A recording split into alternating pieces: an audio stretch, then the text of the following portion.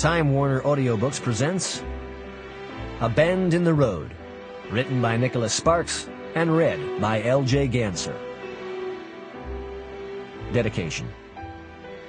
This novel is dedicated to Teresa Park and Jamie Robb. They know why. Prologue.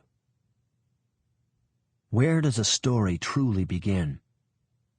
In life, there are seldom clear-cut beginnings. Those moments when we can, in looking back, say that everything started. Yet there are moments when fate intersects with our daily lives, setting in motion a sequence of events whose outcome we could never have foreseen. It's nearly 2 a.m., and I'm wide awake. Earlier, after crawling into bed, I tossed and turned for almost an hour before I finally gave up. Now I'm sitting at my desk, pen in hand, wondering about my own intersection with fate. This is not unusual for me. Lately it seems it's all I can think about. Aside from the steady ticking of a clock that sits on the bookshelf, it's quiet in the house.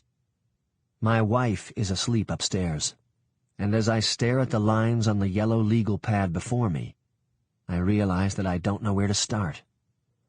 Not because I'm unsure of my story, but because I'm not sure why I feel compelled to tell it in the first place. What can be achieved by unearthing the past? After all, the events I'm about to describe happened 13 years ago, and I suppose a case can be made that they really began 2 long years before that. But as I sit, I know I must try to tell it, if for no other reason than to finally put this all behind me. My memories of this period are aided by a few things: a diary I've kept since I was a boy, a folder of yellowed newspaper articles, my own investigation, and of course public records. There's also the fact that I've relived the events of this particular story hundreds of times in my mind. At times they are seared in my memory. But framed simply by those things, this story would be incomplete. There were others involved, and though I was a witness to some of the events, I was not present for all of them.